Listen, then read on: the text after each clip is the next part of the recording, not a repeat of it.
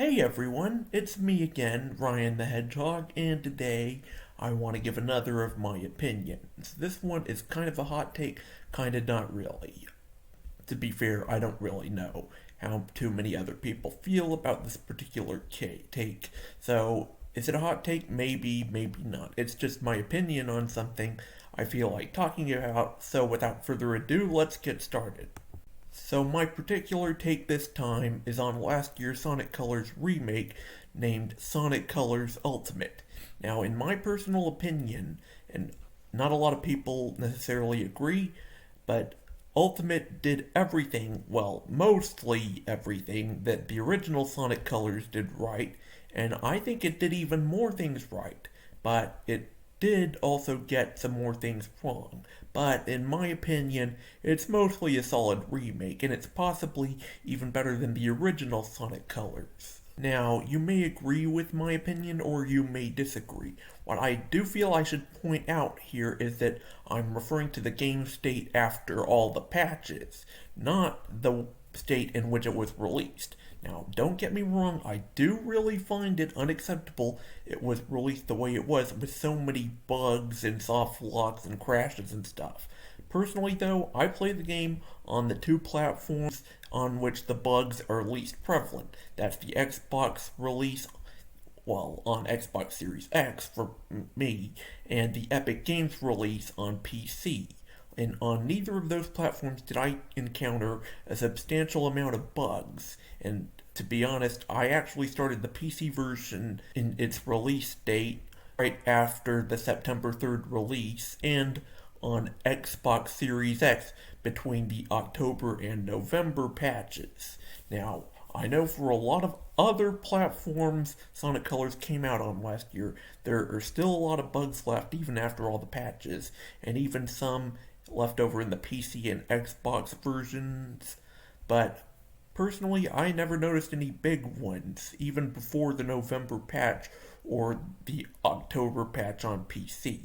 Again, don't get me wrong, I still feel sorry for my other fellow hedgehogs that had to deal with the glitches that were present early on, especially on Switch and PS4, but regarding the bugs and stuff, I have a lot to say about that in particular. While the bugs were a big problem and still are on some platforms, and while some bugs are bigger than others, especially since some are subjectively more annoying than others to different people, I feel like Sonic Colors Ultimate gets way too much hate for the way it was released, especially when there was so much love and effort put in over the next few months to try to fix it.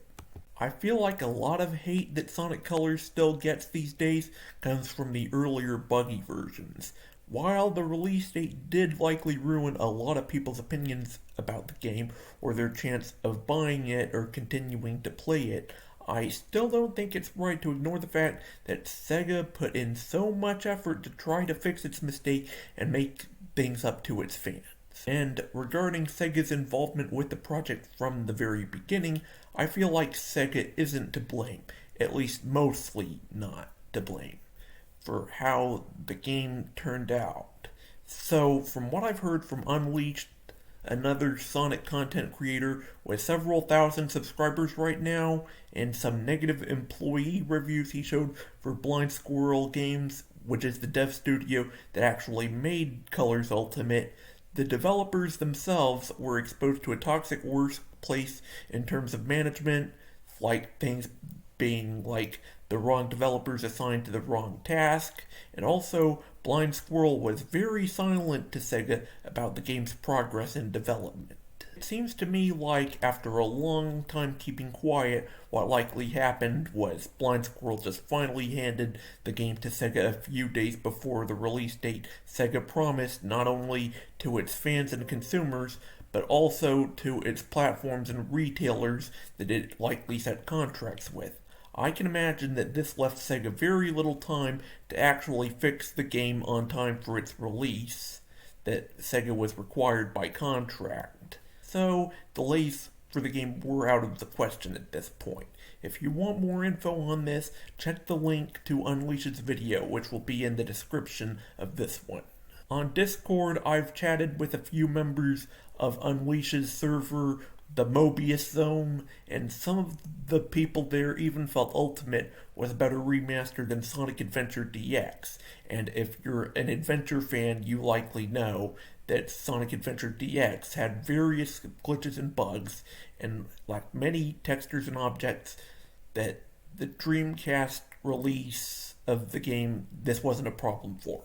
And in fact, I've played the Dreamcast release more than any other release of Sonic Adventure, and I can confirm that, at least in my opinion, the Dreamcast version is way better.